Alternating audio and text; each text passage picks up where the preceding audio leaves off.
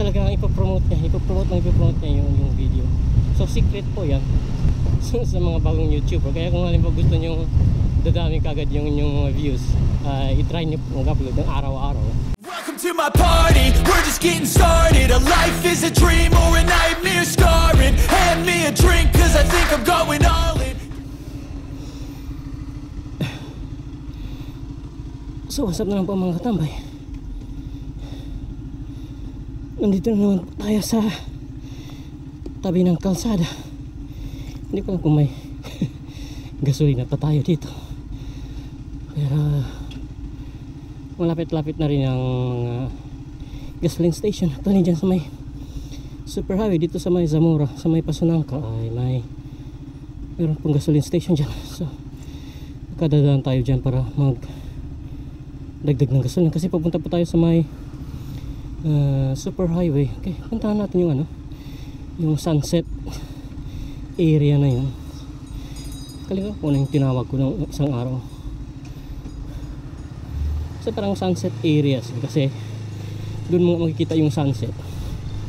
Kung halimbawa tatambay ka doon, meron kang sunset na makikita or makikita mo yung sunset doon.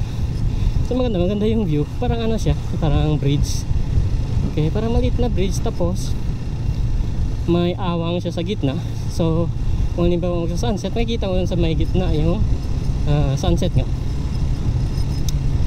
So anyway, kung nagtataka ba kung bakit ngayon lang tayo muli nakagawa ng content, ay dahil po sa sandali lang, parang iba yung angle ng ating camera. Yung isang camera natin iba yung angle. Sandali lang.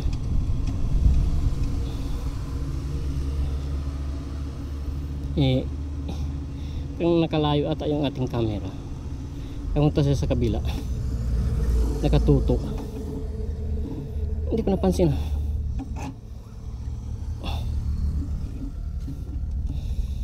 Buti nakita natin. Sandali lang. Ito po sinasabi ko. Ganyan. Dapat kaganyan siya. Okay, sana ngayon nakikita na tayo. Pero parang tabi konti. Yan. Sana okay na ganyan. So yan, tulad ng sabi ko, ay pumuntahan natin yung ating yung na yun, yung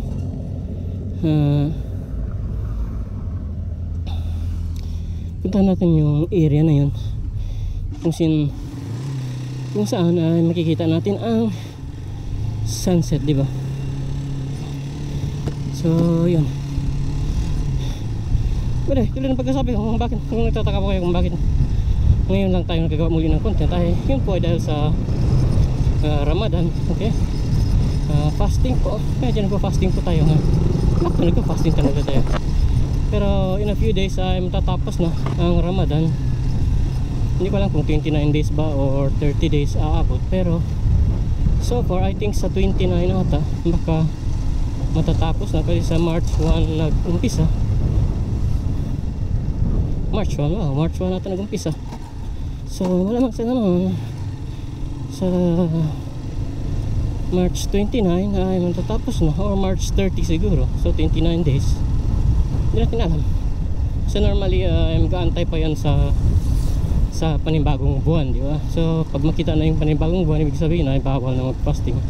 Ibig sabihin ay Eid na, okay? Or Ramadan na, Ramadan Eid na, or anong tawag doon? Eid Mubarak na. So ibig sabihin tapos na yung fasting kung makikita na yung buwan. So ibig sabihin isa more or less sa 29 or sa 30, sa 30, sa March 30 or sa 29, hindi alam kung anong eksakto talaga. Pero anyway, alam ko sabi yun pang isa sa dahilan kung bakit medyo ngayon lang tayo magagawa muli ng content.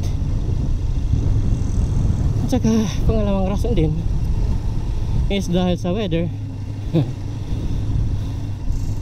So maniwala po kayo o hindi, hanggang ngayon ay paulan-ulan pa rin po yung Zamboanga City.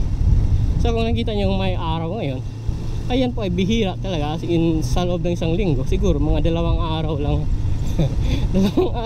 dalawang araw lang walang ulan. Kasi baka bukas, makalawa ay uulan na naman to.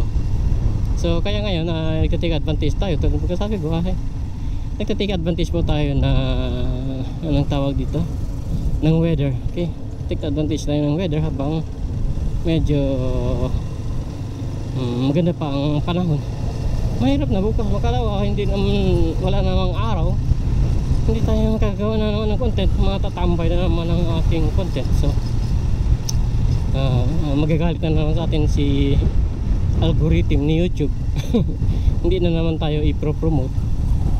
Pero kung marami tayong upload, tandaan ko dati yung upload ko almost every day, talagang pino-promote po niya, as in pino-promote niya. Pero kung halimbawa kulang po yung upload mo, ito alam kung bakit gano'n. Kung kulang yung upload mo, halimbawa once a week ka lang mag-upload, dahil matagal yung pag-promote niya. Kaya matagal yung pag-promote ni YouTube o ni Google. Hindi niya masyadong pinopromote sa mga ibang channel or sa mga ibang nanonood. Pero kung halimbawa araw-araw ka nag-upload, ay talagang parang magiging favorite ka ni algorithm. Pero automatic po yung ginagawa nila, hindi po tawang nagbabase nun. Yung algorithm po, yung program or yung AI na nakaset po sa browser, okay, or sa website ni Google or ni YouTube, automatic po yun siya. So parang nilagyan nila ng sensor na kung halimbawa araw-araw ka mag-upload or twice a week or 3 times a week, ay talagang ipopromote niya yung video. So secret po yan sa mga bagong YouTuber. Kaya kung halimbawa gusto nyo dadami kagad yung inyong views, i-try nyo mag-upload ng araw-araw kahit na walang kwenta or whatever. Eventually igaganda rin yung inyong channel. So anyway, yun po ang dalawang rason kung bakit medyo ngayon lang tayo. Wala bang tao? Wala ito. Dito tayo sa mga problema. Magtatanggal na naman tayo ng ito, ng cover sa tangke.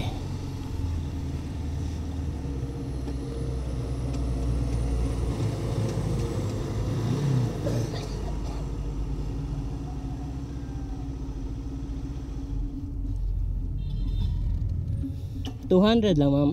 One. Regular lang.